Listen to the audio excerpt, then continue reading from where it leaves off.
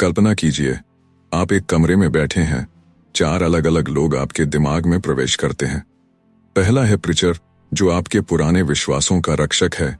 दूसरा है प्रोसिक्यूटर, जो हर बात में कमी और गलती ढूंढने में मुन्नाहिर है। तीसरा है पॉलिटिशियन, जो आपके हर कदम के लिए समाज की मंजूरी चाहता है। और चौथा है साइंटिस्ट, जो हर जानकारी को चुनौती देता है और खुद को सुधारने से कभी नहीं डरता। यही हैं 4 मानसिकता के चरित्र जिनके साथ आप हर दिन लड़ते और समझते हैं, अक्सर बिना यह जाने कि कौन आपके दिमाग को नियंत्रित कर रहा है। हम अक्सर सोचते हैं कि ज्ञान स्थिर है, कि हमारी राय और समझ लगभग सही है। हम अपने विचारों के प्रति इतने संदेहहीन हो जाते हैं कि नए तथ्यों या दृष्टिकोणों के लिए जगह ही नहीं छोड़ते। लेकिन क्या होगा अगर हम अपने ही दिमाग के उस दरवाजे को खोल दें जो गलत होने का डर बंद करता है? एडम ग्रांट की किताब थिंक अगेन यही सिखाती है। वास्तविक बुद्धिमत्ता यह नहीं है कि हम हमेशा सही हों, बल्कि यह है कि हम गलत होने को स्वीकार करने, सवाल पूछने और सीखने की क्षमता रखते हों।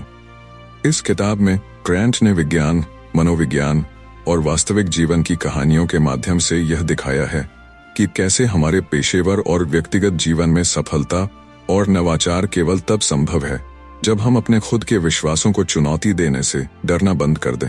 यह किताब हमें यह सिखाती है कि कभी कभी गलत होना हमारी सबसे बड़ी ताकत बन सकता है। और यही कारण है कि यह किताब केवल पढ़ने लायक नहीं, बल्कि हर युवा, पेशेवर और सोचने वाले व्यक्ति के लिए एक जरूरी गाइड बन गई है। इसके साथ ही थिंक अगेन हमें यह भी बताती है कि दूसरों के दृष्टिकोण को समझने, विवादों को रचनात्मक तरीके से सुलझाने और समाज में बदलाव लाने के लिए हमारा मानसिक लचीलापन कितना महत्वपूर्ण है। क्या हम सिर्फ अपनी सोच पर टिके रहेंगे या हम नए विचारों, नए सवालों और नए अनुभवों को अपनाएंगे? यही सवाल हर अध्याय में गहराई से एक्सप्लोर किया गया है। तो तैयार हो जाइए, क्योंकि यह यात्रा सिर्फ किताब पढ़ने की नहीं है। यह यात्रा आपके दिमाग, आपके विश्वासों और आपके सोचने के तरीके को पूरी तरह बदल देने वाली है। अब हम कदम रखेंगे उस दिमागी सफर में जहां हर अध्याय आपको चुनौती देगा, आपको हिला देगा और अंत में आपको खुद से कहीं ज्यादा फ्लेक्सिबल, अडैप्टिव और सीखने के लिए तैयार बना देगा। Chapter 1, A preacher, a prosecutor, a politician and a scientist walk into your mind. हमारे दिमाग में रोजाना 4 अदृश्य पात्र घूमते हैं और यह चारों हमारी सोच, विश्वास, निर्णय और व्यवहार को गहराई से प्रभावित करते हैं। एडम ग्रांट ने अपनी किताब थिंक अगेन के पहले अध्याय में इन्हें विस्तार से समझाया है और यह बताया है कि अगर हम इन मानसिकताओं को समझ लें तो हम खुद को अधिक लचीला, समझदार और सीखने के लिए तैयार बना सकते हैं। ये 4 पात्र हैं: प्रीचर, प्रोसिक्यूटर, पॉलिटिशियन और साइंटिस्ट। प्रत्येक मानसिकता की अपनी भूमिका और प्रभाव है और ये हमारे व्यक्तिगत और पेशेवर जीवन दोनों में लगातार सक्रिय रहते हैं। सबसे पहले है प्रीचर। प्रीचर मानसिकता वह है जो हमारी मान्यताओं और विश्वासों का रक्षक है। यह हमें लगातार यह सोचने पर मजबूर करता है कि मैं सही हूं, मेरी राय सही है और इसे चुनौती देने की जरूरत नहीं। प्रीचर का काम है पुराने विश्वासों को बचाना और उन्हें स्थिर रखना। यह मानसिकता हमें आत्मसंतुष्ट बना सकती है, लेकिन यही हमारी सबसे बड़ी कमजोरी भी बन सकती है। जब हम सिर्फ अपने दृष्टिकोण को बचाने की कोशिश में लगे रहते हैं तो हम नए विचारों, नई जानकारियों और नए अनुभवों के लिए अपने दिमाग को बंद कर देते हैं। ग्रांट कहते हैं कि प्रीचर मानसिकता में रहने वाला व्यक्ति हर बहस को एक धार्मिक उपदेश की तरह देखता है। उसे केवल दूसरों को सही और गलत के बीच विभाजित करना होता है। इसमें संवाद का उद्देश्य सीखना या समझना नहीं होता, बल्कि केवल अपनी राय को सही साबित करना होता है। दूसरा है प्रोसिक्यूटर। ये मानसिकता उन लोगों में दिखाई देती है जो हर चीज में दोष और गलती ढूंढने के शौकीन होते हैं। प्रोसिक्यूटर हर विचार, हर दलील और हर व्यक्ति की कमियों को उजागर करने के लिए तैयार रहता है। ये मानसिकता हमें सतर्क बना सकती है, क्योंकि हम किसी भी निर्णय से पहले संभावित जोखिमों और कमजोरियों को पहचानते हैं। लेकिन यही मानसिकता हमारी सोच को संकीर्ण भी कर सकती है।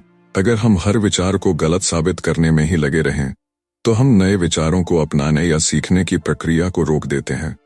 ग्रांट बताते हैं कि प्रोसिक्यूटर मानसिकता में व्यक्ति अक्सर बहसों को अदालत की तरह देखता है।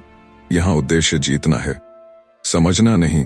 यही कारण है कि लोग अक्सर प्रोसिक्यूटर के साथ संवाद में असहज महसूस करते हैं, क्योंकि उन्हें हर समय परीक्षण और आलोचना की भावना का सामना करना पड़ता है। तीसरा है पॉलिटिशियन मानसिकता वाले लोग दूसरों की मंजूरी पाने और सामाजिक स्वीकार्यता प्राप्त करने में अधिक ध्यान लगाते हैं। यह मानसिकता हमें यह सोचने पर मजबूर करती है कि लोग मुझे पसंद करें, लोग मेरे विचारों को सहमत हों। पॉलिटिशियन हमेशा यह सुनिश्चित करता है कि उसके विचार और व्यवहार समाज की अपेक्षाओं के अनुरूप हों। इसका फायदा यह है कि यह सामाजिक संबंधों को बनाए रखने और नेटवर्किंग में मदद करता है, लेकिन इसका नुकसान यह है कि यह हमें सच्चाई से दूर ले जा सकता है।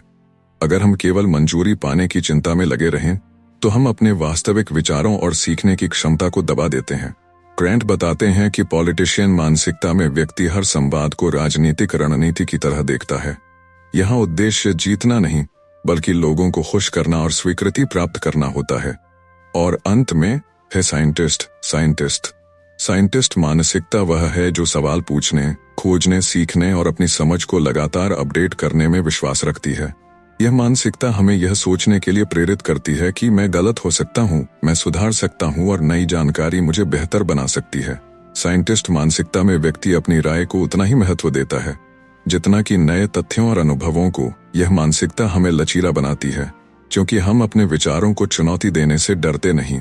ग्रैंट बताते हैं कि साइंटिस्ट हमेशा एक प्रयोगकर्ता की तरह सोचता है। वह मानता है कि हर नई जानकारी और हर नया अनुभव हमें सुधारने का अवसर देता है। यही मानसिकता हमें व्यक्तिगत विकास, पेशेवर सफलता और सामाजिक समझ में सबसे अधिक मदद करती है। ग्रैंट के अनुसार अधिकतर लोग अपने जीवन में इन चारों मानसिकताओं का मिश्रण रखते हैं, लेकिन प्रीचर, प्रोसिक्यूटर और पॉलिटिशियन मानसिकता हमें अक्सर रुकावट डालती है। हम अपने दृष्टिकोण को बचाने, दूसरों की आलोचना करने या सामाजिक मंजूरी पाने में इतने व्यस्त हो जाते हैं कि हम सीखने, समझने और खुद को अपडेट करने की प्रक्रिया को अनदेखा कर देते हैं।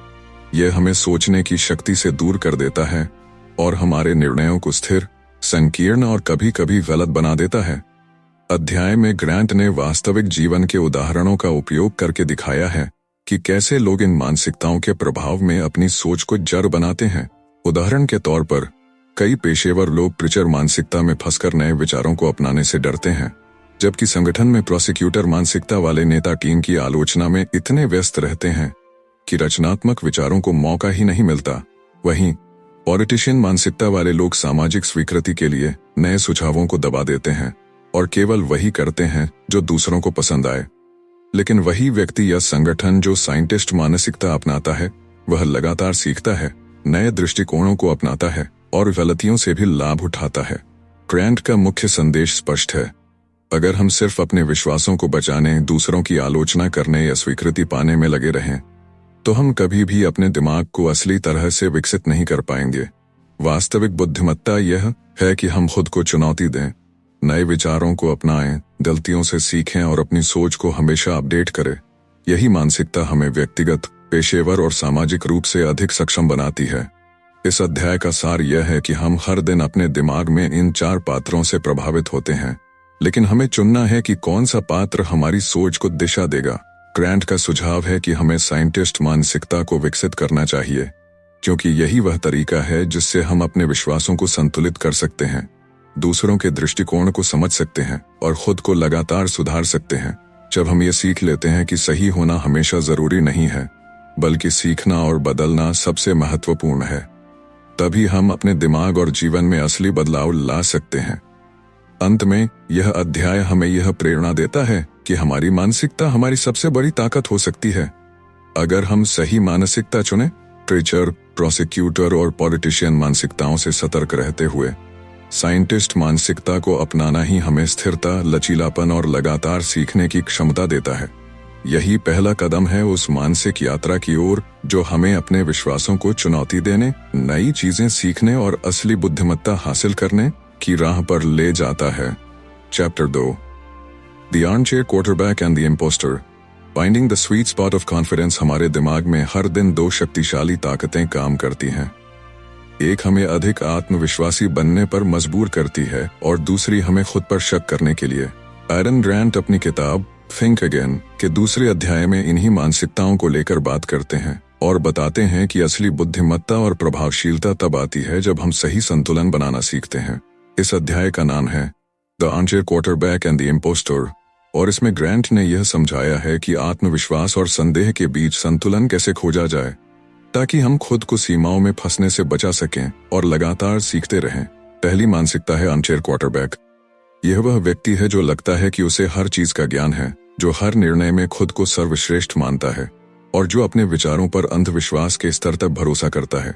ग्रांट इसे इस नाम से इसलिए बुलाते हैं क्योंकि यह बिल्कुल उस फुटबॉल क्वार्टरबैक की तरह होता है जो टीवी पर बैठकर हर प्ले को आसानी से क्रिटिकाइज करता है लेकिन खुद कभी मैदान में नहीं उतरता।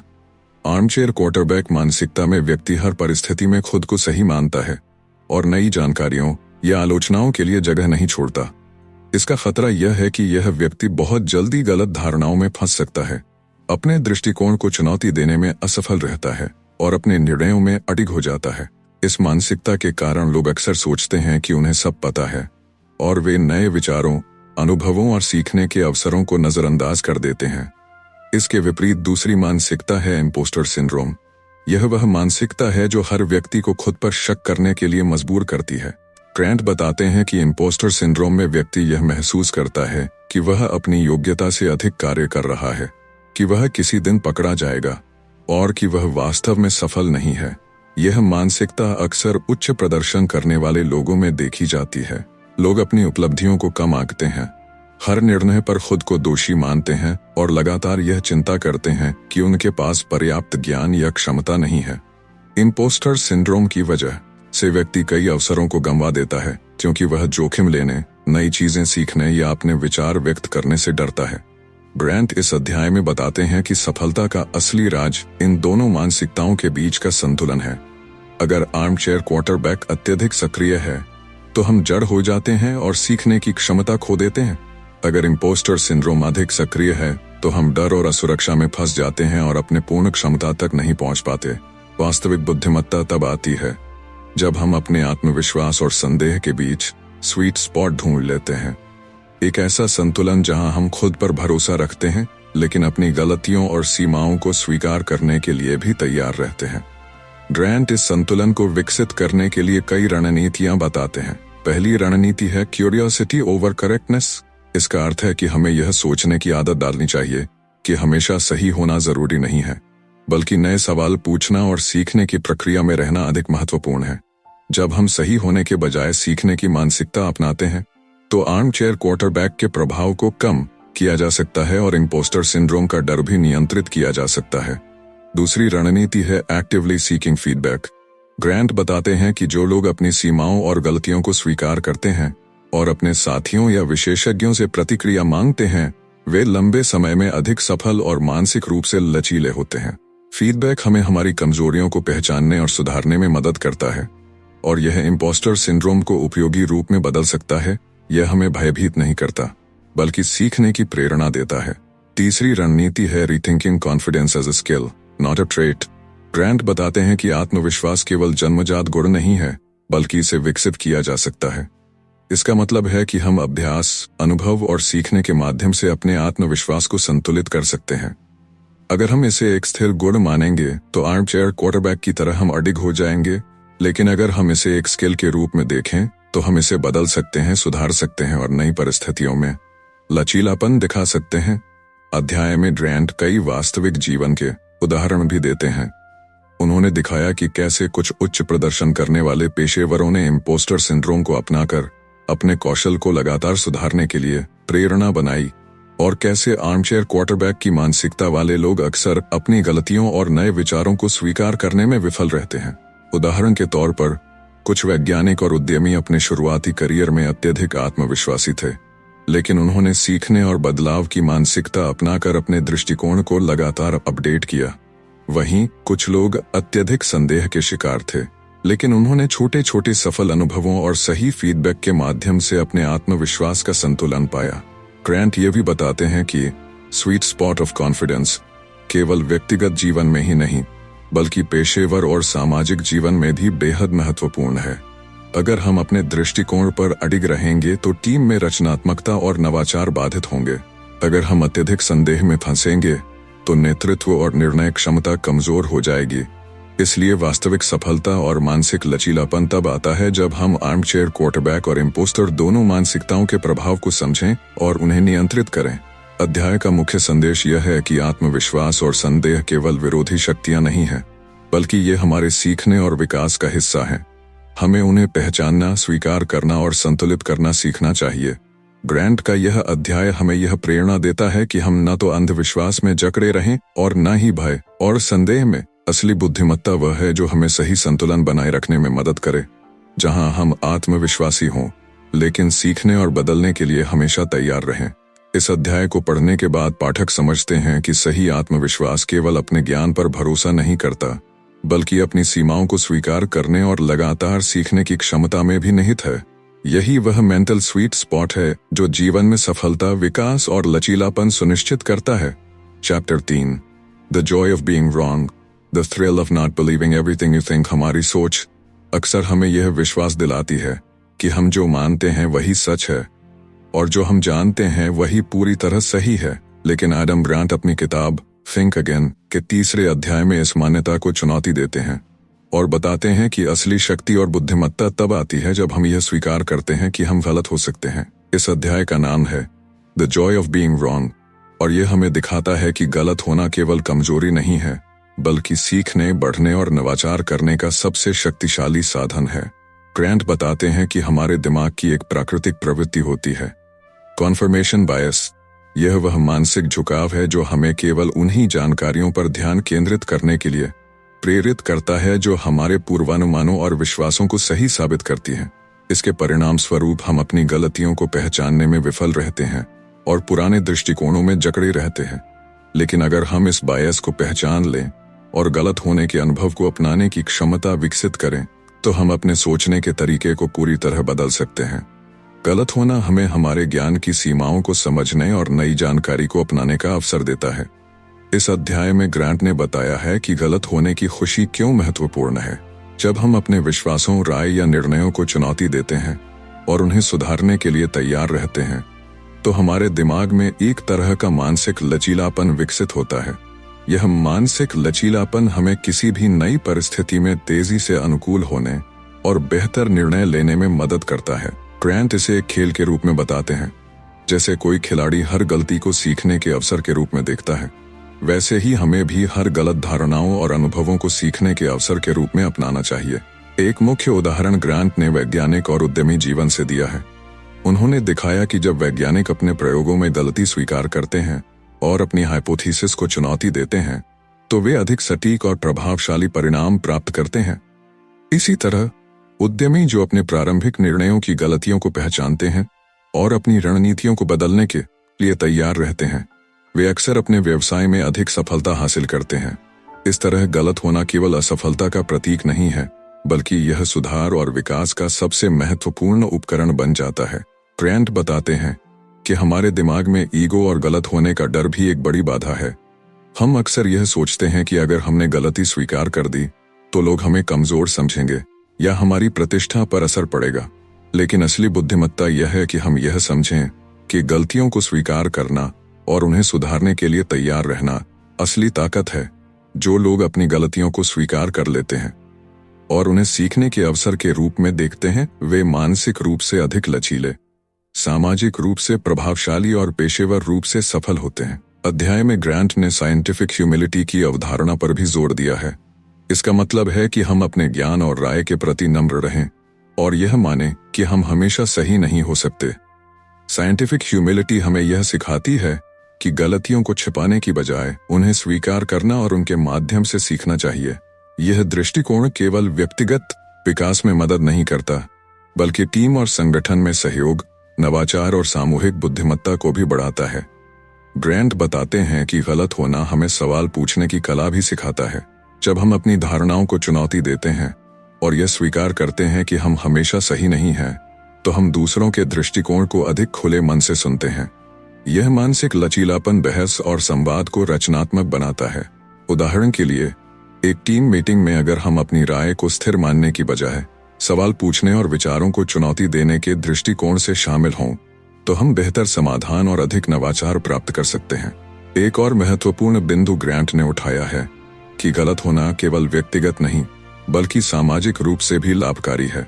जब हम अपनी गलतियों को स्वीकार करते हैं और दूसरों की राय को अपनाने के लिए तैयार रहते हैं, तो हम संबंधों में अधिक विश्वसनीयता और भरोसा पैदा करते हैं। लोग उन व्यक्तियों के साथ जुड़ना पसंद करते हैं जो अपने दृष्टिकोण में लचीले हैं और जो सीखने और सुधारने के लिए तैयार रहते हैं। इस प्रकार गलत होना न केवल हमारी सोच को बढ़ाता है बल्कि हमारे सामाजिक और पेशेवर नेटवर्क को भी मजबूत बनाता है।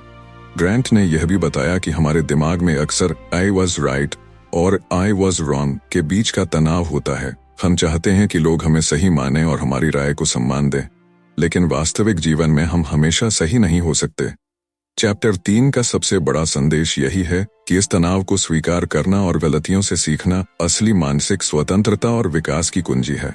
जो व्यक्ति इसे अपनाता है वह अधिक लचीला, अधिक बुद्धिमान और अधिक रचनात्मक बनता है।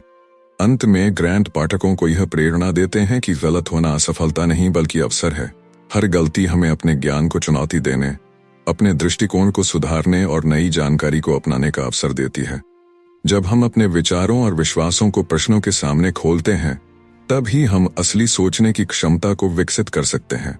यही वह मानसिक स्वतंत्रता है जो हमें व्यक्तिगत और पेशेवर रूप से आगे बढ़ने में सक्षम बनाती है।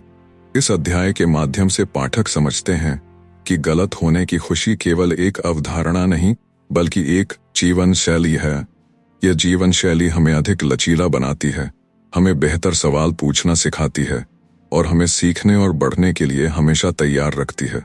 ग्रांट हमें याद दिलाते हैं कि अगर हम हर बार सही होने के बजाय गलतियों से सीखने की मानसिकता अपनाएं, तो हम न केवल अपने ज्ञान को बढ़ाएंगे बल्कि अपने जीवन और कार्यक्षमता को पूरी तरह बदल देंगे। Chapter 4 the good fight club, the psychology of constructive conflict. हम अक्सर सोचते हैं कि विवाद और संघर्ष नकारात्मक होते हैं और इन्हें टालना चाहिए, लेकिन एडम ग्रांट अपनी किताब थिंक अगेन के 4थे अध्याय द गुड फाइट क्लब में यह स्पष्ट करते हैं कि संघर्ष यदि सही तरीके से किया जाए तो यह सीखने, विकास और नवाचार का सबसे शक्तिशाली साधन बन सकता है। ग्रांट इसे कंस्ट्रक्टिव कॉन्फ्लिक्ट या रचनात्मक संघर्ष कहते हैं और बताते हैं कि कैसे हम अपने व्यक्तिगत, पेशेवर और सामाजिक जीवन में इस मानसिकता को अपनाकर बेहतर परिणाम हासिल कर सकते हैं। अध्याय की शुरुआत में ग्रांट बताते हैं कि हमारे दिमाग में अक्सर यह सोच बैठी होती है कि किसी विवाद में शामिल होना खतरे या असफलता की निशानी है। हम यह मानते हैं कि बहस करना, विरोध करना या अपने दृष्टिकोण को चुनौती देना दूसरों के साथ संबंधों को खराब कर सकता है। इस धारणा का परिणाम यह होता है कि हम अक्सर अपने विचारों को दबा देते हैं और टीम या समूह में असली रचनात्मकता को खो देते हैं। लेकिन ग्रांट इस अध्याय में इसे उलटते हैं और कहते हैं कि विवाद का सही तरीका अपनाने से हम न केवल समस्याओं को सुलझा सकते हैं बल्कि नए अवसर भी उत्पन्न कर सकते हैं। ग्रांट ने इस अध्याय में एक बहुत ही महत्वपूर्ण सिद्धांत पेश किया है, argue about the how not the why. इसका अर्थ है कि जब हम किसी विवाद या बहस में शामिल हों तो हमें इस बात पर ध्यान केंद्रित करना चाहिए कि किसी चीज को कैसे किया जाए, बजाय इसके कि इसे क्यों किया जाए।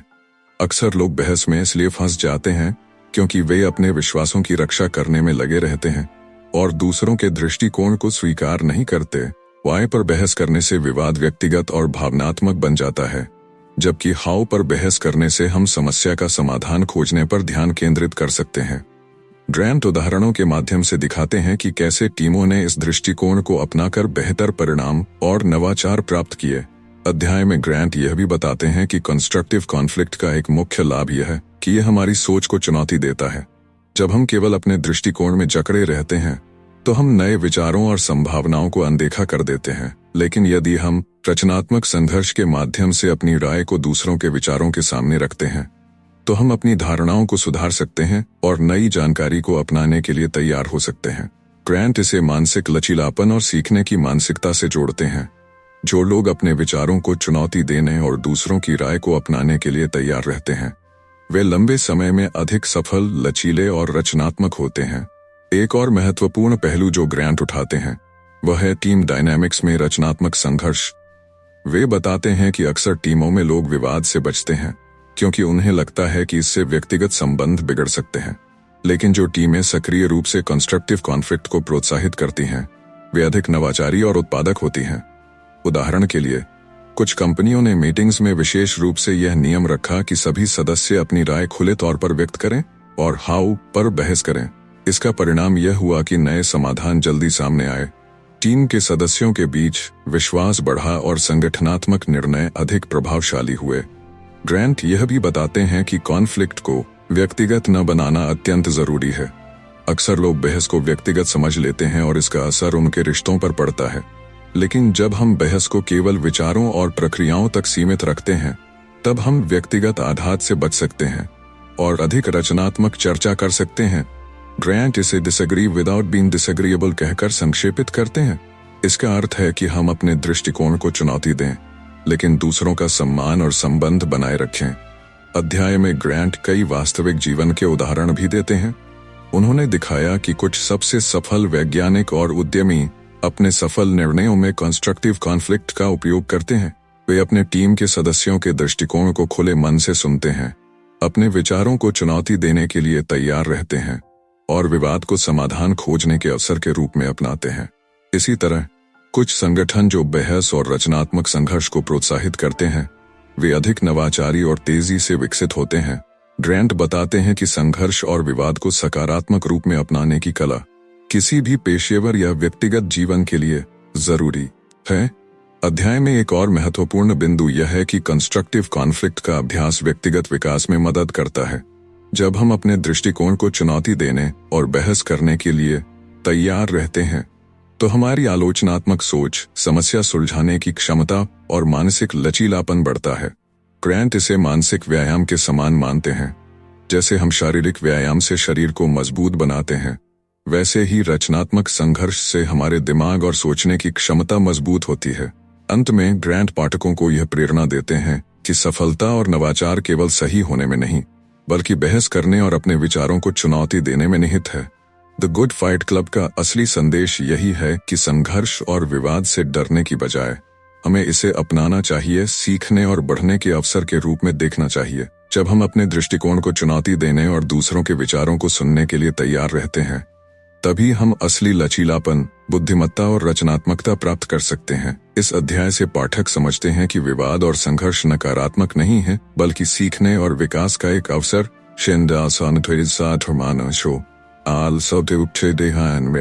ग्रैंट हमें सिखाते हैं कि सही बहस, खुले मन से संवाद और रचनात्मक संघर्ष हमारी व्यक्तिगत और पेशेवर यात्रा को पूरी तरह बदल सकते हैं। यही वह मानसिकता है जो हमें अधिक लचीला, अधिक रचनात्मक और अधिक प्रभावशाली बनाती है, और यही द गुड फाइट क्लब का असली सार है। Chapter 5 Dances with Foes, How to Win Debates and Influence People। Debate और डिसएग्रीमेंट अक्सर हमारे जीवन में तनाव और कठिनाई के रूप में दिखाई देते हैं। हम सोचते हैं कि दूसरों को बदलना या किसी विवाद में जीत हासिल करना कठिन और कभी कभी असंभव है। लेकिन एडम ग्रैंट अपनी किताब थिंक अगेन के 5वें अध्याय Dances with Foes में यह दिखाते हैं कि सही रणनीति, मानसिक लचीलापन और सुनने की कला के माध्यम से हम न केवल प्रभावशाली बहस कर सकते हैं, बल्कि दूसरों के विचारों को भी बदल सकते हैं। ग्रैंट इसे एक नृत्य के रूप में वर्णित करते हैं।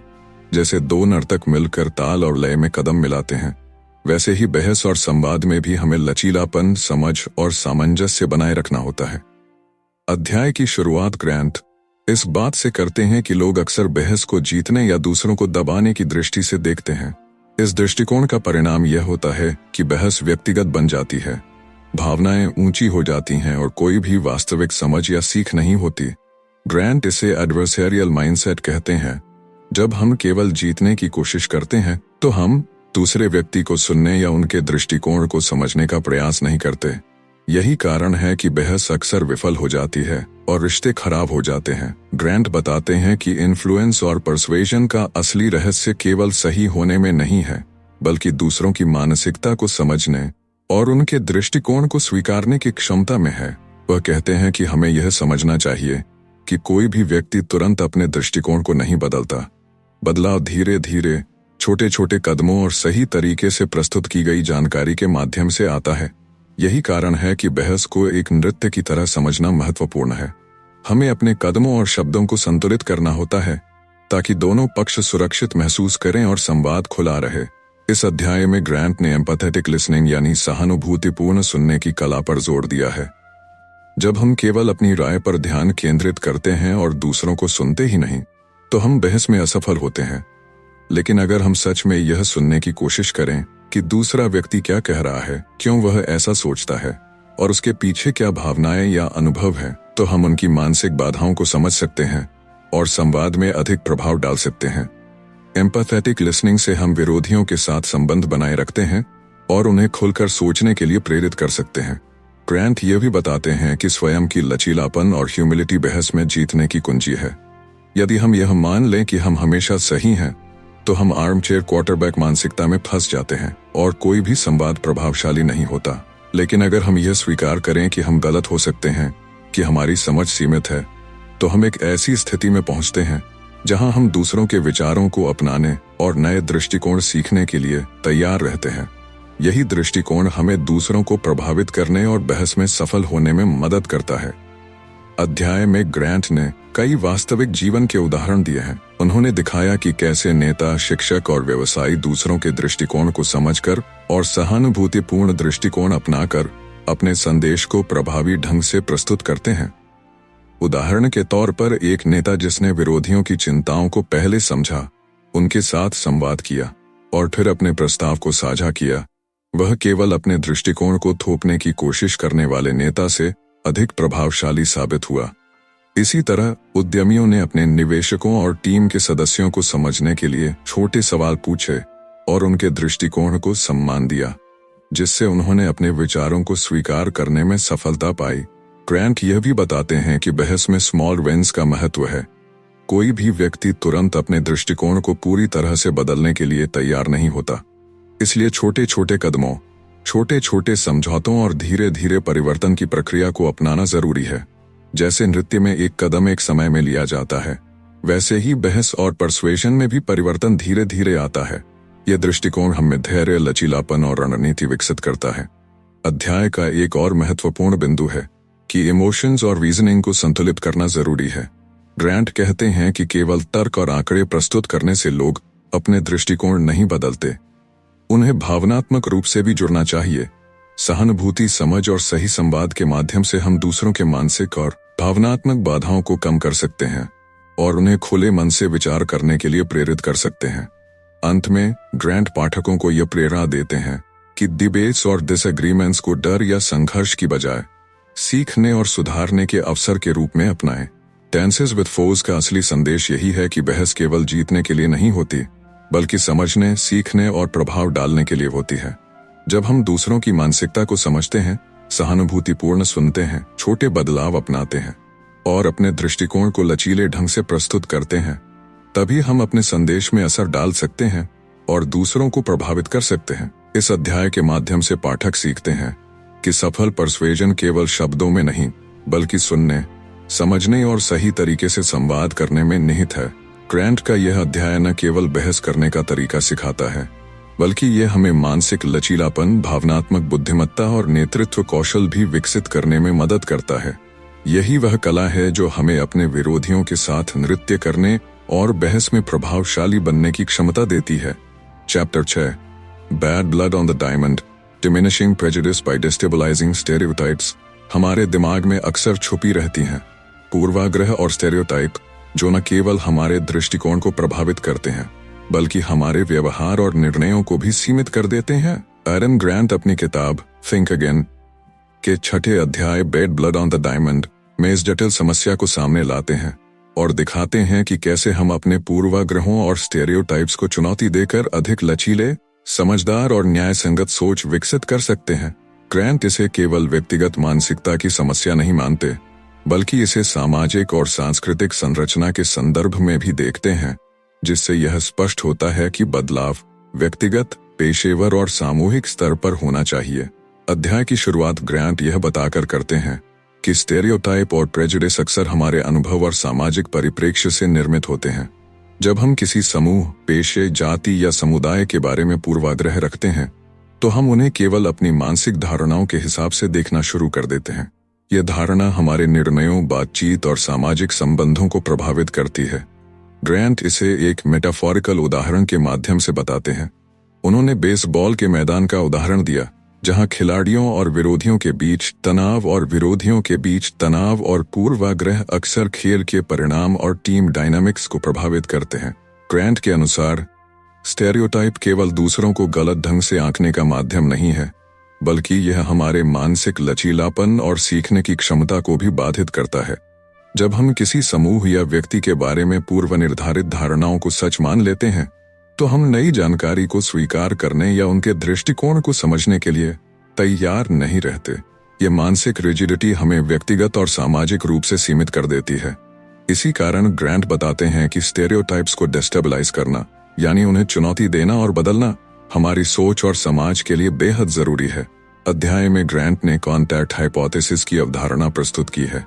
इसके अनुसार जब लोग विभिन्न पृष्ठभूमियों और समूहों के लोगों के साथ वास्तविक, सहयोगात्मक और समान अनुभव साझा करते हैं तो उनके पूर्वाग्रह कम होते हैं। उदाहरण के लिए, बेसबॉल टीमों में खिलाड़ियों ने जब विरोधी टीम के सदस्यों के साथ दोस्ताना और सहयोगात्मक गतिविधियों में हिस्सा लिया, तो उनके बीच के तनाव और गलतफहमियां कम हुईं। ग्रांट बताते हैं कि इस तरह के अनुभव स्टेरियोटाइप को डिस्टेबलाइज करते हैं और व्यक्ति को नए दृष्टिकोण अपनाने के लिए प्रेरित करते हैं।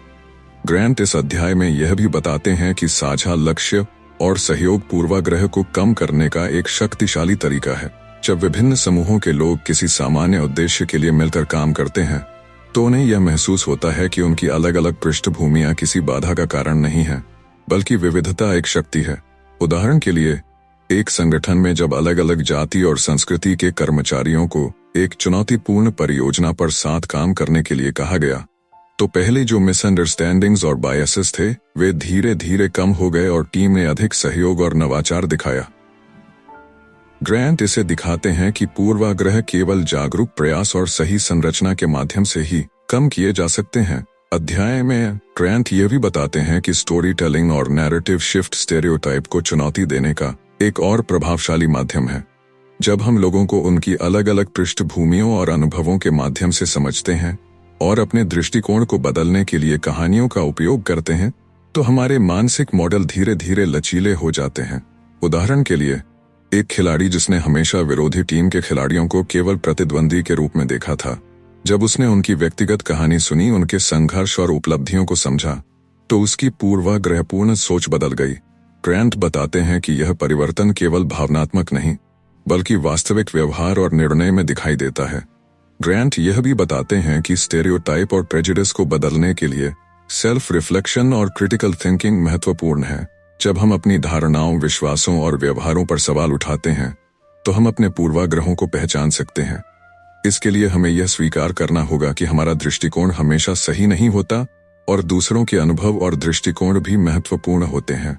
सेल्फ रिफ्लेक्शन और क्रिटिकल थिंकिंग न केवल हमारे व्यक्तिगत विकास में मदद करते हैं, बल्कि यह सामाजिक समझ और न्यायपूर्ण व्यवहार को भी बढ़ावा देते हैं। अध्याय में ग्रांट ने यह स्पष्ट किया कि सांस्कृतिक और सामाजिक समर्थन भी पूर्वाग्रह कम करने में निर्णायक भूमिका निभाता है। जब समाज और संगठन ऐसे वातावरण को बढ़ावा देते हैं जिसमें डाइवर्सिटी को सम्मान दिया जाता है और सहयोग को प्रोत्साहित किया जाता है, तो लोग अपने मानसिक मॉडल्स को अपडेट करने और स्टीरियोटाइप को चुनौती देने के लिए अधिक तैयार रहते हैं। उदाहरण के तौर पर, कुछ खेल टीमों और कंपनियों ने डाइवर्सिटी और इंक्लूजन को बढ़ावा देने के लिए स्ट्रक्चर्ड प्रोग्राम शुरू किए, जिससे उनके सदस्यों के दृष्टिकोण और टीम की कार्यक्षमता दोनों में सुधार हुआ। अंत में ग्रांट पाठकों को यह संदेश देते हैं कि पूर्वाग्रह और स्टेरियोटाइप को चुनौती देना सिर्फ नैतिक जिम्मेदारी नहीं है, बल्कि यह मानसिक लचीलापन, सामाजिक समझ और व्यक्तिगत सफलता के लिए भी जरूरी है।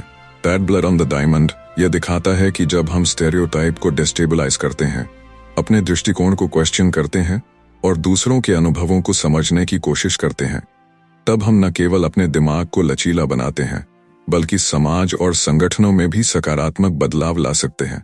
इस अध्याय का सार यह है कि पूर्वाग्रह और स्टेरियोटाइप केवल मानसिक बाधाएं नहीं, बल्कि सीखने और सहयोग की क्षमता को रोकने वाले अवरोध हैं। ग्रांट हमें दिखाते हैं कि सही दृष्टिकोण, सहयोगात्मक अनुभव, कहानी सुनने की क्षमता और सेल्फ रिफ्लेक्शन के माध्यम से हम इन बाधाओं को तोड़ सकते हैं और एक अधिक न्यायपूर्ण, लचीले और समझदार समाज का निर्माण कर सकते हैं। यही वह मानसिक शक्ति है जो व्यक्तिगत और सामूहिक जीवन दोनों में असली बदलाव लाती है। Chapter 7, vaccine whisperers and mild mannered interrogators, how the right kind of listening motivates people to change. हम अक्सर सोचते हैं कि किसी को अपना दृष्टिकोण बदलने के लिए केवल तर्क और डेटा पर्याप्त हैं। लेकिन एडम ग्रांट अपनी किताब थिंक अगेन के 7वें अध्याय vaccine whisperers and mild mannered interrogators में ये स्पष्ट करते हैं कि बदलाव लाने के लिए सबसे प्रभावशाली तरीका सुनना और सही तरह से सवाल पूछना है।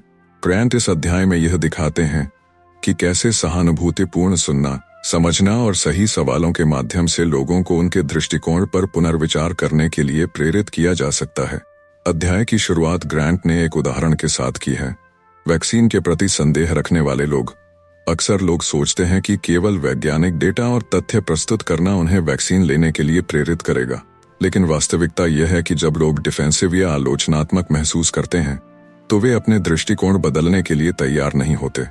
ग्रांट इसे दिखाते हैं कि बदलाव तब आता है जब हम डर और आरोप लगाने की बजाय सवाल पूछने और समझने की मानसिकता अपनाते हैं। वैक्सीन विस्परर्स उन पेशेवरों का उदाहरण हैं जो सहानुभूतिपूर्ण सुनते हैं, डर या दोषारोपण नहीं करते और लोगों की चिंताओं को समझने के बाद धीरे धीरे उन्हें सही दिशा में प्रेरित करते हैं। ग्रांट ने इसे माइल्ड मैनर्ड इंटरोगेशन से जोड़ते हुए बताया है कि सवाल पूछना सिर्फ जवाब पाने के लिए नहीं, बल्कि सोच को खोलने और लोगों को अपने पूर्वाग्रह और संदेह पर पुनर्विचार करने के लिए होता है। यह तकनीक फोर्सफुल डिबेट की तरह नहीं है। जब हम किसी से पूछते हैं कि आप ऐसा क्यों सोचते हैं या इस बारे में आपके अनुभव क्या है, तो हम उनके दृष्टिकोण को वैलिडेट करते हैं और उन्हें डिफेंसिवनेस से बाहर निकालते हैं। यही तरीका लोगों को खुले मन से सोचने और बदलाव के लिए तैयार करता है। अध्याय में ग्रांट बताते हैं कि सहानुभूतिपूर्ण सुनना और सवाल पूछना केवल व्यक्तिगत बदलाव में ही नहीं, बल्कि सामाजिक और संगठनात्मक स्तर पर भी प्रभावशाली है। उदाहरण के लिए, संगठन में जब कर्मचारी किसी नई नीति या बदलाव के प्रति संदेह व्यक्त करते हैं, तो यदि प्रबंधन केवल आदेश या तर्क प्रस्तुत करता है तो कर्मचारी विरोधी बने रहते हैं। लेकिन अगर प्रबंधन सहानुभूतिपूर्वक सुनता है, सवाल पूछता है और उनकी चिंताओं को समझता है, तो कर्मचारी धीरे धीरे नई सोच अपनाने के लिए तैयार हो जाते हैं। यह दृष्टिकोण केवल वैक्सीन या स्वास्थ्य निर्णयों तक सीमित नहीं है, बल्कि किसी भी बदलाव, सुधार या संवाद में लागू किया जा सकता है। ग्रांट ने इस अध्याय में एक्टिव लिसनिंग और एम्पैथी की महत्वता पर जोर दिया है। एक्टिव लिसनिंग का अर्थ है कि हम केवल शब्दों को नहीं सुनते, बल्कि भावनाओं, संदर्भ और उद्देश्य को समझने की कोशिश करते हैं। एम्पैथी का अर्थ है कि हम सामने वाले की स्थिति और अनुभव को समझने का प्रयास करें। जब हम इन दोनों मानसिकताओं को अपनाते हैं तो हम लोगों के मन में बदलाव लाने के लिए एक सुरक्षित और सकारात्मक वातावरण तैयार कर सकते हैं। यह दृष्टिकोण फोर्सफुल परसुएशन की तुलना में कहीं अधिक प्रभावशाली और दीर्घकालिक परिणाम देता है। अध्याय में ग्रांट कई वास्तविक जीवन के उदाहरण प्रस्तुत करते हैं। उन्होंने दिखाया कि कुछ हेल्थ कम्युनिकेटर्स ने कैसे वैक्सीन हेजिटेंट समुदायों के साथ काम किया। उन्होंने केवल डेटा प्रस्तुत नहीं किया, बल्कि लोगों की चिंताओं को सुना, उनके अनुभवों को समझा और सही सवाल पूछकर उन्हें सोचने और अंततः अपने दृष्टिकोण को बदलने के लिए प्रेरित किया। ग्रांट बताते हैं कि इस प्रक्रिया में केवल 1 या 2 सत्र ही काफी होते हैं, बशर्ते कि सवाल और सुनने की प्रक्रिया सही ढंग से की जाए। ग्रांट ये भी बताते हैं कि फोर्सिंग चेंज या मोरालाइजिंग अक्सर उल्टा प्रभाव डालता है। जब हम लोगों को दोषी ठहराते हैं या उन्हें सही गलत के संदर्भ में फंसाते हैं, तो वे डिफेंसिवनेस और रेजिस्टेंस में चले जाते हैं। इसी वजह से माइल्ड मैनर्ड इंटेरोगेशन और एम्पैथेटिक लिसनिंग अधिक प्रभावशाली है। यह दृष्टिकोण लोगों को यह महसूस कराता है कि वे अपने निर्णय और सोच पर स्वयं नियंत्रण रखते हैं और वे इसे दूसरों के दबाव में बदल रहे हैं। अध्याय में ग्रांट ने यह भी बताया कि चेंज इज इंक्रीमेंटल। लोग अक्सर तुरंत अपने दृष्टिकोण को नहीं बदलते। इसके लिए समय, सवाल, समझ और सही संवाद की जरूरत होती है। वैक्सीन विस्परर्स का काम यही है कि वे धीरे धीरे लोगों को सोचने, सवाल करने और अपने पूर्वाग्रह पर पुनर्विचार करने के लिए प्रेरित करते हैं। ये बदलाव फोर्स या दबाव से नहीं, बल्कि समझ और संवाद से आता है। ग्रांट पाठकों को यह सिखाते हैं कि इन्फ्लुएंस और परसुएशन की कला सिर्फ बोलने में नहीं, बल्कि सुनने, समझने और सवाल पूछने में निहित है। सही तरह का लिसनिंग बिहेवियर लोगों को डिफेंसिव या रेजिस्टेंट बनने से रोकता है और उन्हें खुले मन से विचार करने और बदलाव के लिए तैयार करता है।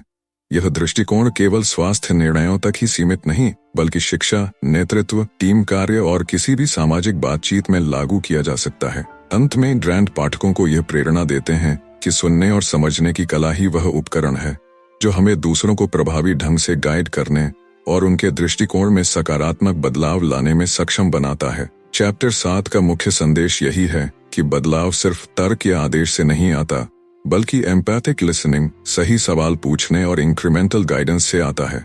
जब हम यह दृष्टिकोण अपनाते हैं तो हम यह केवल दूसरों के विचार बदल सकते हैं, बल्कि अपने खुद के दृष्टिकोण को भी अधिक लचीला और समझदार बना सकते हैं। इस अध्याय के माध्यम से पाठक समझते हैं कि सफल परसुएजन केवल बोलने और समझाने में नहीं, बल्कि सुनने, समझने और सही प्रश्न पूछने में है। ग्रांट का यह अध्याय लोगों को सिखाता है कि माइल्ड मैनर्ड इंटरोगेशन और एम्पैथेटिक लिसनिंग के माध्यम से हम धीरे धीरे और प्रभावशाली ढंग से दूसरों के मन में बदलाव ला सकते हैं। यही वह मानसिक शक्ति है जो व्यक्तिगत और सामाजिक प्रभावशीलता दोनों में असली बदलाव लाती है। चैप्टर 8, चार्ज्ड कॉन्वर्सेशंस, डीपोलराइजिंग और डिवाइडेड डिस्कशंस। हमारा समाज आज कई दृष्टिकोणों और विचारों में बंटा हुआ प्रतीत होता है। राजनैतिक, सामाजिक और व्यक्तिगत मुद्दों पर बातचीत अक्सर अत्यधिक पोलराइज्ड हो जाती है और लोग केवल अपने दृष्टिकोण को सही मानते हैं। एडम ग्रांट अपनी किताब थिंक अगेन के 8वें अध्याय चार्ज्ड कॉन्वर्सेशंस में ये बताते हैं कि कैसे हम विभाजित और तनावपूर्ण चर्चाओं को नियंत्रित और रचनात्मक बना सकते हैं।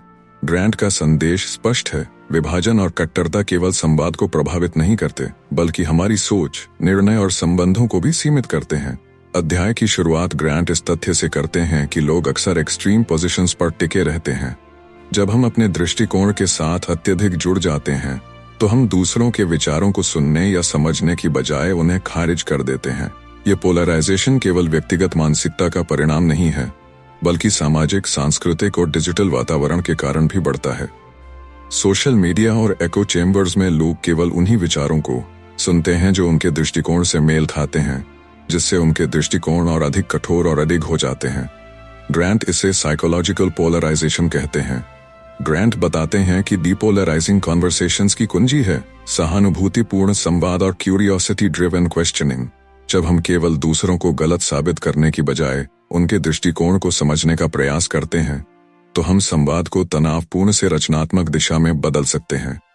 उदाहरण के लिए, किसी राजनीतिक बहस में यदि हम केवल आंकड़े और तर्क प्रस्तुत करने की बजाय यह पूछें कि आप इस मुद्दे को क्यों महत्वपूर्ण मानते हैं या इस समस्या का आपका अनुभव क्या रहा है, तो हम सामने वाले व्यक्ति को डिफेंसिवनेस से बाहर निकाल सकते हैं और खुले मन से चर्चा करवा सकते हैं।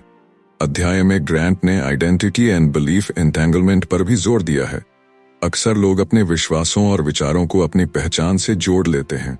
इसका मतलब है कि किसी दृष्टिकोण को चुनौती देना सीधे उनके व्यक्तित्व को चुनौती देने जैसा लगता है। इसलिए किसी भी चार्ज्ड कॉन्वर्सेशन में सफल होने के लिए यह महत्वपूर्ण है कि हम दृष्टिकोण और व्यक्ति को अलग रखें। ग्रांट इसे डिसएग्री विदाउट एलियनेटिंग कहते हैं। इसका मतलब है कि हम अपनी राय व्यक्त करें, लेकिन सामने वाले की पहचान या आत्मसम्मान पर हमला न करें। ग्रांट यह भी बताते हैं कि स्टोरी टेलिंग और शेयर्ड एक्सपीरियंसेस पोलराइजेशन को कम करने में मदद करते हैं। जब हम अपने दृष्टिकोण के पीछे की कहानी बताते हैं और सामने वाले की अनुभवों को समझने का प्रयास करते हैं, तो संवाद अधिक मानवीय और जुड़ावपूर्ण बनता है। उदाहरण के लिए, किसी सामाजिक मुद्दे पर बहस में यदि हम केवल तर्क और तथ्य प्रस्तुत करने की बजाय अपने व्यक्तिगत अनुभव और सीख साझा करें, तो सामने वाला व्यक्ति अधिक खुलकर अपनी राय साझा करने के लिए तैयार होता है। अध्याय में ग्रांट ने एम्पैथी और एक्टिव लिसनिंग की महत्वता को दोहराया है। एक्टिव लिसनिंग का मतलब है कि हम सिर्फ शब्दों को नहीं सुनते, बल्कि भावनाओं, विश्वासों और सोचने की प्रक्रिया को समझने का प्रयास करते हैं। एम्पैथी का मतलब है कि हम सामने वाले की स्थिति और दृष्टिकोण को मान्यता देते हैं। जब हम दोनों मानसिकताओं को अपनाते हैं, तो हम चार्ज्ड कॉन्वर्सेशन में डिफेंसिवनेस को कम कर सकते हैं और लोगों को खुले मन से सोचने और अपने दृष्टिकोण पर पुनर्विचार करने के लिए प्रेरित कर सकते हैं। ग्रांट ने यह भी बताया कि माइक्रो एफर्मेशंस और स्मॉल जेस्चर्स ऑफ वैलिडेशन भी पोलराइजेशन को कम करने में प्रभावशाली है। जब हम छोटे छोटे तरीकों से सामने वाले व्यक्ति की राय को स्वीकार करते हैं, चाहे हम उससे पूरी तरह सहमत न हो, तो हम उनके मन में सुरक्षा और सम्मान की भावना पैदा करते हैं। इससे लोग अपने दृष्टिकोण पर अडिग होने की बजाय सोचने और चर्चा में शामिल होने के लिए तैयार होते हैं। अध्याय में ग्रांट ने वास्तविक जीवन के उदाहरण भी दिए हैं। उन्होंने दिखाया कि कैसे कुछ नेताओं, शिक्षकों और कम्युनिटी ऑर्गेनाइजर्स ने पोलराइजिंग मुद्दों पर संवाद में सफलता पाई। उन्होंने एक्सट्रीम ओपिनियंस रखने वाले व्यक्तियों को सुनने, उनके अनुभव समझने और उनके दृष्टिकोण को वैलिडेट करने के बाद धीरे धीरे उन्हें अधिक ओपन माइंडेड बनाने में सफलता हासिल की। यह दिखाता है कि पोलराइजेशन केवल रचनात्मक संवाद के माध्यम से ही कम किया जा सकता है। ग्रांट पाठकों को यह सिखाते हैं कि डिबेट और डिसएग्रीमेंट में विक्ट्री का मतलब हमेशा सही साबित करना नहीं होता। असली सफलता तब होती है जब हम दूसरों को सोचने के लिए प्रेरित करें, उनके दृष्टिकोण को समझें और संवाद को रचनात्मक दिशा में ले जाएं। चार्ज्ड कन्वर्सेशंस में यह दृष्टिकोण लोगों को डिफेंसिव या रिजिड होने से रोकता है और उन्हें अधिक फ्लेक्सिबल, ओपन माइंडेड और कोलैबोरेटिव बनाता है। अध्याय में ग्रांट ने यह भी स्पष्ट किया कि इंक्रीमेंटल इन्फ्लुएंस बहुत महत्वपूर्ण है। लोग अक्सर तुरंत अपने एक्सट्रीम पोजीशंस नहीं बदलते। इसके लिए समय, धैर्य, सही सवाल और एम्पैथिक लिसनिंग की जरूरत होती है।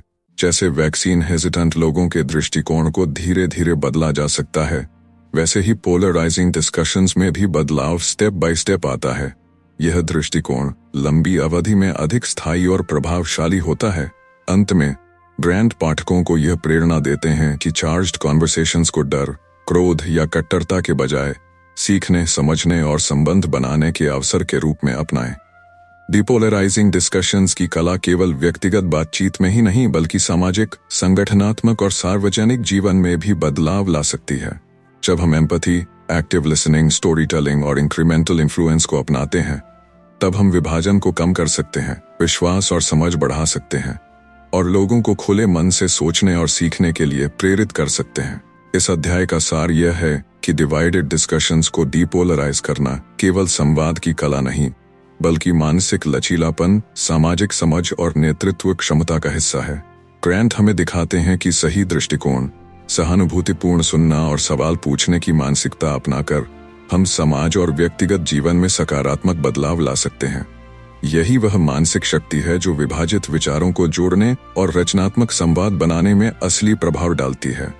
Chapter 9, rewriting the textbook, teaching students to question knowledge. हमारे शैक्षिक संस्थान अक्सर छात्रों को ज्ञान को याद करने और मान्यताओं को स्वीकार करने के लिए तैयार करते हैं, बजाय इसके कि उन्हें सीखने, सोचने और सवाल पूछने की क्षमता सिखाई जाए। एरन ग्रांट अपनी किताब थिंक अगेन के 9वें अध्याय रीराइटिंग द टेक्स्ट बुक में इस परिदृश्य को चुनौती देते हैं और बताते हैं कि क्यों छात्रों को केवल तथ्यों को याद करने के बजाय ज्ञान को क्वेश्चन करने की क्षमता विकसित करनी चाहिए। ग्रांट का मुख्य संदेश यह है कि क्रिटिकल थिंकिंग और इंटेलेक्चुअल क्यूरियोसिटी ही भविष्य की शिक्षा का मूल आधार है और शिक्षकों का उद्देश्य केवल जानकारी देना नहीं बल्कि सोचने की आदत विकसित करना होना चाहिए।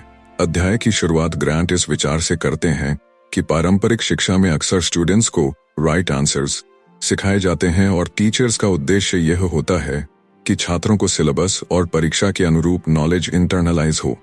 लेकिन इसका परिणाम यह होता है कि स्टूडेंट्स रिजिड थिंकिंग के शिकार हो जाते हैं और वे ज्ञान को स्थायी और अनचैलेंज्ड मानते हैं। ग्रांट इसे नॉलेज एज डॉगमा कहकर संक्षेपित करते हैं।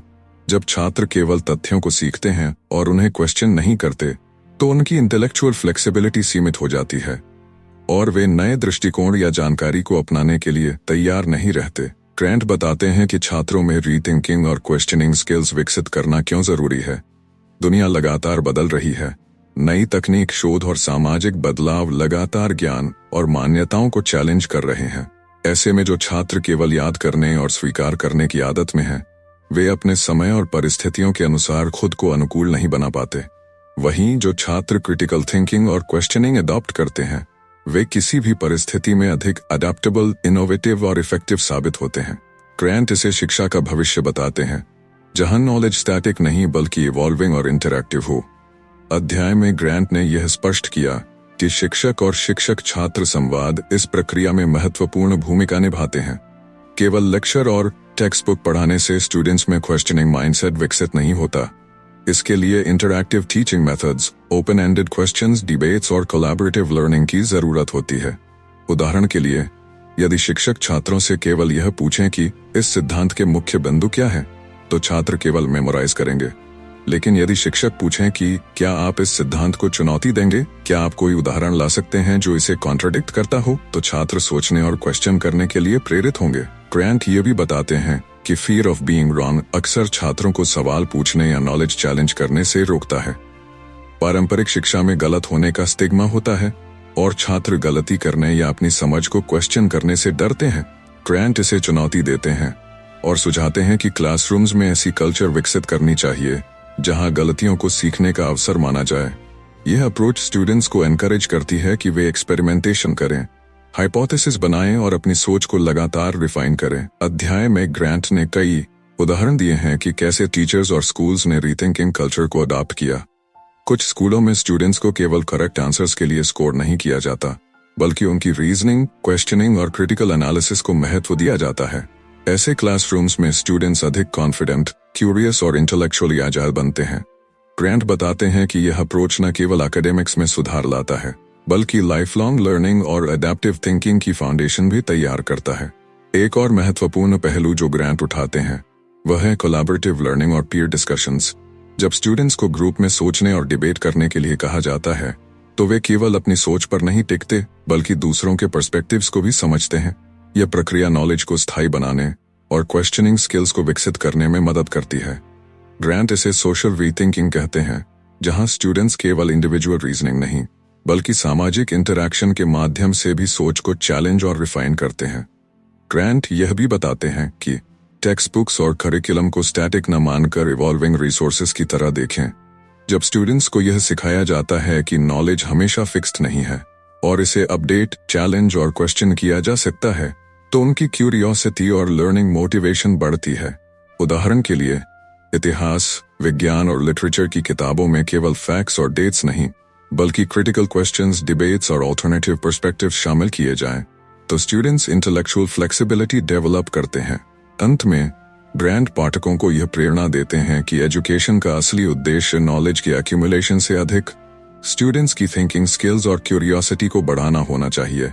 रीराइटिंग द टेक्स्ट बुक यह दिखाता है कि जब स्टूडेंट्स को क्वेश्चनिंग, डिबेटिंग और क्रिटिकल थिंकिंग के लिए प्रशिक्षित किया जाता है तो वे केवल एकेडमिक्स में ही नहीं, बल्कि जीवन के हर क्षेत्र में अडैप्टिव और रिजिलियंट बनते हैं। ग्रांट का संदेश स्पष्ट है, सही शिक्षा वह है जो स्टूडेंट्स को यह सिखाए कि नॉलेज केवल एक्सेप्ट नहीं करनी है, बल्कि चैलेंज, रीथिंक और इवॉल्व करनी है। इस अध्याय का सार यह है कि स्टूडेंट्स को सोचने, सवाल करने और नॉलेज को चैलेंज करने की आदत विकसित करनी चाहिए। ग्रांट हमें दिखाते हैं कि क्लासरूम्स और टीचर्स की भूमिका केवल इंफॉर्मेशन देने की नहीं, बल्कि इंटेलेक्चुअल एजिलिटी और लाइफ लॉन्ग लर्निंग की कल्चर बनाने की होनी चाहिए। यही वह दृष्टिकोण है जो व्यक्तिगत और सामाजिक रूप से सीखने, समझने और विकसित होने की असली क्षमता को उजागर करता है। Chapter 10 That's not the way we always done it. Building cultures of learning at work। कई संगठन और कंपनियां अपने कार्यस्थल पर इनोवेशन और लर्निंग को बढ़ावा देने में संघर्ष करते हैं। अधिकांश वर्क प्लेसेस में एक पुरानी मानसिकता रहती है, यह हमेशा से ऐसे ही किया गया है। एडम ग्रांट अपनी किताब थिंक अगेन के 10वें अध्याय That's not the way we always done it में यह दिखाते हैं कि कैसे संगठनात्मक संस्कृति और नेतृत्व के दृष्टिकोण को बदलकर वर्क प्लेसेस को लर्निंग फोकस्ड, अडेप्टिव और इनोवेटिव बनाया जा सकता है। ग्रांट का मुख्य संदेश यह है कि सफल संगठन केवल अच्छे सिस्टम्स और स्ट्रैटेजीज पर निर्भर नहीं करते, बल्कि उनकी लर्निंग कल्चर और माइंडसेट पर निर्भर करते हैं। अध्याय की शुरुआत ग्रांट यह स्पष्ट करते हैं कि अधिकांश वर्क प्लेसेस में रेजिस्टेंस टू चेंज बहुत आम है। लोग पुराने तरीकों, प्रोसीजर्स और नॉर्म्स के प्रति लिप्त रहते हैं और नए विचारों या अप्रोचेस को अपनाने में हिचकिचाते हैं। यह रेजिस्टेंस केवल नए कर्मचारियों या तकनीकी बदलाव के लिए नहीं होता, बल्कि माइंडसेट और ऑर्गेनाइजेशनल बिहेवियर में डीपली रूटेड होता है। ग्रांट इसे स्टेटस को बायस कहते हैं। जब संगठन इस बायस के प्रभाव में रहते हैं तो इनोवेशन धीमी हो जाती है और कर्मचारियों की अडेप्टेबिलिटी सीमित हो जाती है। ग्रांट बताते हैं कि कल्चर्स ऑफ लर्निंग बनाने के लिए सबसे पहले लीडरशिप माइंडसेट को बदलना आवश्यक है। लीडर्स को यह स्वीकार करना होगा कि पुराने तरीकों और मान्यताओं को क्वेश्चन करना केवल अलाउड नहीं है, बल्कि एनकरेज्ड होना चाहिए। जब लीडर्स ओपन माइंडेड होते हैं और अपने दृष्टिकोण को चैलेंज करने के लिए तैयार रहते हैं, तो उनकी टीम भी इसी दृष्टिकोण को अपनाती है। उदाहरण के लिए, कुछ प्रोग्रेसिव कंपनीज में लीडर्स खुलकर कहते हैं कि हमेशा सही होने की जरूरत नहीं है, लेकिन सही सवाल पूछना और सीखना जरूरी है। यह अप्रोच एम्प्लॉइज में साइकोलॉजिकल सेफ्टी पैदा करती है और उन्हें एक्सपेरिमेंटेशन और लर्निंग के लिए तैयार करती है। अध्याय में ग्रांट यह भी बताते हैं कि साइकोलॉजिकल सेफ्टी संगठन में लर्निंग कल्चर के लिए कॉर्नस्टोन है। जब एम्प्लॉइज यह महसूस करते हैं कि वे बिना डर के अपने विचार, सुझाव या गलती साझा कर सकते हैं, तो वे अधिक सक्रिय, इनोवेटिव और एंगेज्ड बनते हैं। ग्रांट कई रियल वर्ल्ड एग्जाम्पल्स पेश करते हैं, जैसे कुछ टेक कंपनीज और हेल्थ केयर ऑर्गेनाइजेशंस ने ऐसा एनवायरनमेंट क्रिएट किया जहां एम्प्लॉइज ओपनली अपनी मिस्टेक्स डिस्कस कर सकते थे और इसे इम्प्रूवमेंट और लर्निंग का अवसर माना जाता था। परिणाम स्वरूप वहां एरर रेट्स कम हुए, कोलैबोरेशन बढ़ी और एम्प्लॉइज ने क्रिएटिव सॉल्यूशंस प्रस्तुत किए। ग्रांट आगे बताते हैं कि रीथिंकिंग को रिवॉर्ड और रिकॉग्निशन सिस्टम का हिस्सा बनाना भी जरूरी है। अक्सर वर्कप्लेसेस में सिर्फ टैंजिबल रिजल्ट्स और आउटकम्स को रिवॉर्ड किया जाता है, जबकि लर्निंग, एक्सपेरिमेंटेशन और नॉलेज शेयरिंग को नजरअंदाज किया जाता है। ग्रांट का सुझाव है कि ऑर्गेनाइजेशंस में ऐसा सिस्टम विकसित किया जाए जहां एम्प्लॉइज की एबिलिटी टू क्वेश्चन, इनोवेट और रीथिंक को भी सराहा जाए। इससे एम्प्लॉइज इंट्रिंसिकली मोटिवेटेड होते हैं और लर्निंग कल्चर को इंटरनलाइज करते हैं। अध्याय में एक महत्वपूर्ण बिंदु है कि फेलियर को नेगेटिव नहीं बल्कि लर्निंग अपॉर्चुनिटी के रूप में देखना। कई ऑर्गेनाइजेशंस में गलती करना ताबू होता है, जिससे एम्प्लॉइज रिस्क अवर्स और इनोवेशन से दूर रहते हैं। ग्रांट इसे चैलेंज करते हैं और सुझाव देते हैं कि फेलियर्स को ट्रांसपेरेंट और एजुकेशनल तरीके से मैनेज करना चाहिए। उदाहरण के लिए, कुछ कंपनीज ने पोस्टमार्टम मीटिंग्स और रिफ्लेक्टिव डिस्कशंस का प्रयोग किया, जहां गलती का ब्लेम न देते हुए सीखने पर फोकस किया गया। इससे एम्प्लॉइज में एक्सपेरिमेंटेशन और अडैप्टिव थिंकिंग बढ़ी। ग्रांट यह भी बताते हैं कि cross functional collaboration learning culture को मजबूत करने का एक शक्तिशाली तरीका है। जब एम्प्लॉइज अलग अलग डिपार्टमेंट्स, रोल्स और पर्सपेक्टिव्स के साथ मिलकर काम करते हैं, तो नॉलेज शेयरिंग और डाइवर्स थिंकिंग को प्रोत्साहन मिलता है। उदाहरण के लिए, I&D टीम और मार्केटिंग टीम के बीच रेगुलर कोलैबोरेटिव वर्कशॉप्स ने नए प्रोडक्ट्स और सर्विसेज में क्रिएटिव सॉल्यूशंस पैदा किए। ग्रांट इसे हाईलाइट करते हैं कि लर्निंग कल्चर केवल टॉप डाउन इनिशिएटिव नहीं, बल्कि हॉरिजॉन्टल कोलैबोरेशन और पीयर टू पीयर इंटरैक्शंस के माध्यम से भी विकसित होती है। अध्याय में ग्रांट यह भी बताते हैं कि कंटिन्यूअस फीडबैक और रिफ्लेक्टिव प्रैक्टिस लर्निंग कल्चर का अहम हिस्सा है। जब एम्प्लॉइज को नियमित फीडबैक मिलता है और उन्हें अपने कार्यों, प्रोसेसेस और आउटकम्स पर सोचने के लिए समय और स्पेस दिया जाता है, तो वे लगातार सीखते हैं और अपने अप्रोचेस को इम्प्रूव करते हैं। ग्रांट कई एग्जाम्पल्स देते हैं जहां ऑर्गेनाइजेशंस ने स्ट्रक्चर्ड रिफ्लेक्शन सेशंस और पीयर रिव्यूज इंप्लीमेंट किए, जिससे डिसीजन मेकिंग और प्रॉब्लम सॉल्विंग स्किल्स में सुधार हुआ। अंत में ग्रांट पाठकों को यह प्रेरणा देते हैं कि That's not the way we've always done it mindset को चैलेंज करना ही वर्कप्लेसेस में लर्निंग कल्चर का मूल है। जब एम्प्लॉइज और लीडर्स अपने दृष्टिकोण को ओपन, क्वेश्चनिंग और अडैप्टिव बनाते हैं, तो इनोवेशन, कोलैबोरेशन और ऑर्गेनाइजेशनल रेजिलियंस बढ़ती है। ग्रांट बताते हैं कि लर्निंग कल्चर केवल एक पॉलिसी या स्ट्रैटेजी नहीं, बल्कि एक माइंडसेट और बिहेवियर का परिणाम है। इसे नर्चर करने के लिए leadership, psychological safety, cross functional collaboration, failure as learning और रिवॉर्ड सिस्टम्स सभी का संयोजन जरूरी है। इस अध्याय का सार यह है कि ऑर्गेनाइजेशंस को केवल प्रोसीजर्स और सिस्टम्स पर निर्भर रहने के बजाय एक लर्निंग फोकस्ड कल्चर विकसित करना चाहिए। ग्रांट हमें दिखाते हैं कि open mindedness, questioning, reflective practice और एक्सपेरिमेंटेशन वर्कप्लेसेस को अधिक अडैप्टेबल, इनोवेटिव और सफल बनाते हैं। यही वह दृष्टिकोण है जो एम्प्लॉइज और ऑर्गेनाइजेशंस को बदलते समय में थ्राइव करने की शक्ति देता है। Chapter 11, escaping tunnel vision, reconsidering our best laid career and life plans. हम अक्सर अपने जीवन और करियर को एक निश्चित दिशा में प्लान करते हैं। एक बार लक्ष्य तय हो जाने के बाद हम अपने प्रयासों को केवल उसी दिशा में केंद्रित कर देते हैं। लेकिन एडम ग्रांट अपनी किताब थिंक अगेन के 11वें अध्याय एस्केपिंग टनल विजन में बताते हैं कि यह रिजिडिटी और टनल विजन हमें ग्रोथ और अडेप्टेबिलिटी से दूर कर सकती है। ग्रांट का संदेश स्पष्ट है, करियर और लाइफ प्लान्स को रीथिंक करना, फ्लेक्सिबिलिटी बनाए रखना और नए अवसरों के लिए तैयार रहना ही असली सफलता की कुंजी है। अध्याय की शुरुआत ग्रांट यह बताकर करते हैं कि लोग अक्सर अपने निर्णयों में ओवर कमिटमेंट कर लेते हैं। जैसे ही कोई करियर पाथ या लाइफ प्लान चुना जाता है, हम अपनी मेंटल एनर्जी और रिसोर्सेज को उसी पर केंद्रित कर देते हैं। इस स्थिति को ग्रांट एस्केलेशन ऑफ कमिटमेंट कहते हैं। इसका मतलब है कि हम किसी निर्णय को तब भी जारी रखते हैं जब वह परिणाम नहीं दे रहा होता, केवल इसलिए कि हमने पहले इतना इन्वेस्टमेंट किया है, समय, प्रयास, पैसा या सामाजिक दबाव। एस्केलेशन ऑफ कमिटमेंट का प्रभाव व्यक्तिगत जीवन में स्टैग्नेशन, मिस्ड अपॉर्चुनिटीज और बर्नआउट के रूप में दिखाई देता है। ग्रांट बताते हैं कि टनल विजन और एस्केलेशन ऑफ कमिटमेंट से बचने के लिए हमें पीरियोडिक रीइवैल्यूएशन की आदत विकसित करनी चाहिए। केवल शॉर्ट टर्म गोल्स पर फोकस करने या प्लान को रिजिडली फॉलो करने की बजाय हमें यह समझना चाहिए कि सर्कमस्टेंसेस बदल सकते हैं और नए अवसर सामने आ सकते हैं। रेगुलर रीइवैल्यूएशन से हम अपनी दिशा में एडजस्टमेंट्स कर सकते हैं, अनावश्यक प्रयासों को रोक सकते हैं और ग्रोथ के लिए नए रास्ते खोल सकते हैं। अध्याय में ग्रांट यह भी बताते हैं कि मेंटल फ्लेक्सिबिलिटी और क्यूरियोसिटी कैरियर और लाइफ प्लानिंग में अत्यंत महत्वपूर्ण है। जब हम नए अवसरों, तकनीकी बदलावों और इवॉल्विंग इंडस्ट्रीज के प्रति ओपन रहते हैं तो हम अपने कैरियर को अडेप्ट कर सकते हैं और लॉन्ग टर्म सक्सेस सुनिश्चित कर सकते हैं। ग्रांट एग्जाम्पल्स देते हैं जैसे कई प्रोफेशनल्स ने मिड कैरियर में अपनी फील्ड बदलकर या नए स्किल्स सीखकर अपनी ट्रेजेक्टरी को ड्रामेटिकली इंप्रूव किया। टनल विजन में फंसे लोग इसे रिस्क मानते हैं, जबकि फ्लेक्सिबल थिंकर्स इसे ग्रोथ अपॉर्चुनिटी के रूप में देखते हैं। ग्रांट ने यह स्पष्ट किया कि एडवाइजर्स, मेंटोर्स और पीयर्स का फीडबैक टनल विजन से बचने का एक शक्तिशाली उपकरण है।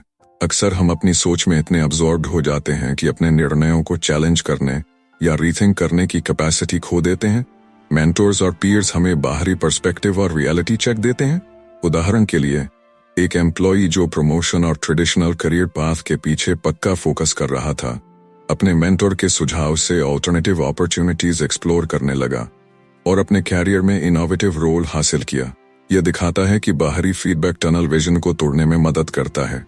अध्याय में ग्रांट ने यह भी बताया कि फेलियर और सेटबैक्स टनल विजन से बाहर निकलने का अवसर प्रदान कर सकते हैं।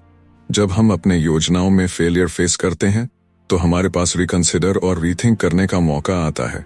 ग्रांट इसे स्ट्रेटेजिक फ्लेक्सिबिलिटी कहते, फेलियर को अपॉर्चुनिटी के रूप में देखना और रिजिड पाथ को छोड़कर नए रास्ते अपनाना। उदाहरण के लिए, एक एंटरप्रेन्योर जिसकी पहली स्टार्टअप फेल हो गई, उसने अपने अनुभव से सीख लेकर नई वेंचर शुरू की और उसे सफलता मिली। ये दर्शाता है कि टनल विजन से बाहर निकलने का तरीका माइंडसेट में बदलाव और लर्निंग ओरिएंटेशन है। ग्रांट पाठकों को यह भी बताते हैं कि गोल सेटिंग और प्लानिंग केवल स्टैटिक रोड मैप बनाने के लिए नहीं होना चाहिए, बल्कि अडेप्टिव फ्रेमवर्क के रूप में होना चाहिए। इसका मतलब है कि हम अपने लॉन्ग टर्म गोल्स को होल्ड करें, लेकिन शॉर्ट टर्म स्ट्रेटजीज और एक्शंस को कंटिन्यूअसली इवैल्यूएट और एडजस्ट करें। यह अप्रोच करियर और लाइफ प्लानिंग में इनोवेशन और रेजिलियंस लाती है। अध्याय में ग्रांट यह भी बताते हैं कि सेल्फ अवेयरनेस और रिफ्लेक्टिव प्रैक्टिस टनल विजन से बचने के लिए महत्वपूर्ण है। जब हम अपनी वैल्यूज, प्रायोरिटीज और इवॉल्विंग इंटरेस्ट्स को समझते हैं तो हम बेटर डिसीजंस ले सकते हैं और अननेसेसरी कमिटमेंट्स से बच सकते हैं। रिफ्लेक्शन हमें यह पहचानने में मदद करता है कि कौन सा पाथ हमारी ट्रू ग्रोथ और सेटिस्फैक्शन के लिए अलाइन करता है। ग्रांट आगे बताते हैं कि डाइवर्स एक्सपीरियंसेस और लर्निंग अपॉर्चुनिटीज भी टनल विजन को तोड़ते हैं। जब हम अलग अलग रोल्स, इंडस्ट्रीज, कल्चर्स और चैलेंजेस को एक्सप्लोर करते हैं तो हमारी थिंकिंग फ्लेक्सिबल और अडेप्टिव होती है। यह केवल कैरियर सक्सेस नहीं बल्कि पर्सनल ग्रोथ और प्रॉब्लम सॉल्विंग स्किल्स में भी वृद्धि करता है। ग्रांट इसे लाइफ लॉन्ग रीथिंकिंग और कंटिन्यूअस लर्निंग माइंडसेट के साथ जोड़ते हैं। अंत में ग्रांट पाठकों को यह प्रेरणा देते हैं कि बेस्ट लेड प्लान्स के प्रति रिजिडिटी असली सफलता में बाधा डाल सकती है। एस्केपिंग टनल विजन का मूल संदेश यही है कि करियर और लाइफ प्लानिंग में फ्लेक्सिबिलिटी, क्यूरियोसिटी, रिफ्लेक्टिव प्रैक्टिस और एक्सटर्नल फीडबैक आवश्यक हैं। जब हम अपने डिसीजंस और कमिटमेंट्स को पीरियडिकली रीवैल्यूएट करते हैं और फेलियर्स और न्यू अपॉर्चुनिटीज से सीखते हैं, तब हम अडेप्टिव, रिजिलियंट और सक्सेसफुल बनते हैं। इस अध्याय का सार यह है कि कैरियर और लाइफ प्लान्स को रीथिंक करने की आदत और मेंटल फ्लेक्सिबिलिटी ही लॉन्ग टर्म सक्सेस और सैटिस्फैक्शन की कुंजी है। ग्रांट हमें दिखाते हैं कि टनल विजन से बाहर निकलना केवल स्ट्रैटेजी नहीं बल्कि माइंडसेट और लाइफ लॉन्ग लर्निंग का हिस्सा है। यही दृष्टिकोण हमें बदलते समय और परिस्थितियों में थ्राइव करने, नए अवसर पहचानने और असली पोटेंशियल तक पहुंचने की शक्ति देता है। जब हम इस किताब के पन्नों को पलटते हैं तो हमें एहसास होता है कि सोचने की कला केवल ज्ञान का विस्तार नहीं है, बल्कि यह हमारी मानसिक स्वतंत्रता, लचीलापन और भविष्य के लिए तैयारी का जरिया है।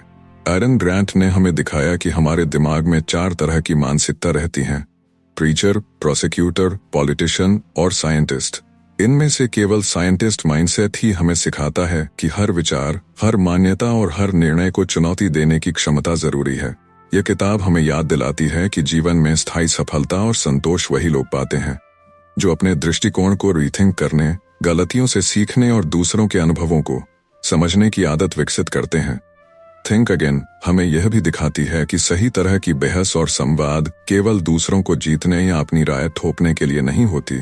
Dances with Foes और चार्ज्ड कॉन्वर्सेशंस जैसे अध्याय हमें यह सिखाते हैं कि empathetic listening, mild mannered questioning और कंस्ट्रक्टिव कॉन्फ्लिक्ट लोगों के मन में बदलाव लाने की सबसे शक्तिशाली तकनीकें हैं। यही वह कला है जो व्यक्तिगत संबंधों, वर्कप्लेसेस और सामाजिक इंटरैक्शंस को अधिक प्रभावशाली और मीनिंगफुल बनाती है। इसके अलावा ग्रांट ने हमें यह समझाया कि स्टेरियोटाइप्स और प्रेजुडिसेस केवल दूसरों के लिए बाधा नहीं, बल्कि हमारे खुद के सोचने और सीखने की क्षमता को भी सीमित करते हैं। Bad blood on the diamond और वैक्सीन विस्परर्स के अध्याय हमें यह दिखाते हैं कि जब हम अपने बायसेस को चैलेंज करते हैं, सहानुभूतिपूर्ण सुनते हैं और लोगों की मेंटल मॉडल्स को समझते हैं, तो हम केवल उनके दृष्टिकोण बदलते नहीं, बल्कि अपने खुद के दिमाग को भी खुला और लचीला बनाते हैं। शिक्षा और वर्कप्लेसेस के बारे में भी ग्रांट का संदेश स्पष्ट है। रीराइटिंग द टेक्स्ट बुक और that's not the way we've always done it के अध्याय हमें यह बताते हैं कि लर्निंग फोकस्ड कल्चर और इंटेलेक्चुअल क्यूरियोसिटी ही हमारी थिंकिंग को अडेप्टिव और रिजिलियंट बनाते हैं। स्टूडेंट्स, एम्प्लॉयज और लीडर्स सभी को यह सीखने की आदत विकसित करनी चाहिए कि नॉलेज कभी स्टैटिक नहीं होती और यह हमेशा रीथिंक करने, चैलेंज करने और सुधारने योग्य होती है। अंततः एस्केपिंग टनल विजन और the armchair quarterback and the impostor हमें यह याद दिलाते हैं कि जीवन और करियर में फ्लेक्सिबिलिटी और पीरियोडिक रीइवैल्यूएशन ही लॉन्ग टर्म सक्सेस और सेटिस्फैक्शन की कुंजी है। हम जितना रिजिड होंगे, उतना ही ग्रोथ के अवसर खोते जाएंगे। जो लोग रीथिंक करने, क्वेश्चन करने और अपने दृष्टिकोण को अपडेट करने की कला सीखते हैं, वही व्यक्ति जीवन के हर क्षेत्र में थ्राइव करते हैं। तो जब आप इस किताब को बंद करें, तो केवल यह न सोचें कि आपने कुछ ज्ञान प्राप्त किया है, बल्कि इसे एक अंतिम चुनौती और निमंत्रण समझें, अपने सोचने के तरीके को रीथिंक करने का, अपने बायसेस को पहचानने का, अपनी गलतियों से सीखने का और दूसरों के दृष्टिकोण को समझने का। यही वह मानसिक ताकत है जो आपको हर परिस्थिति में अडैप्ट करने, नए अवसर पहचानने और जीवन के हर पहलू में वास्तविक सफलता और संतोष प्राप्त करने में सक्षम बनाती है। थिंक अगेन केवल किताब नहीं है, यह एक आंदोलन है, अपने दिमाग को खोलने और रीथिंक करने का आंदोलन। यही संदेश है जो हम अपने जीवन में लागू करके व्यक्तिगत और सामाजिक बदलाव ला सकते हैं, और यही वह शक्ति है जो हमें सीमाओं से परे सोचने और असली पोटेंशियल तक पहुंचने में मदद करती है।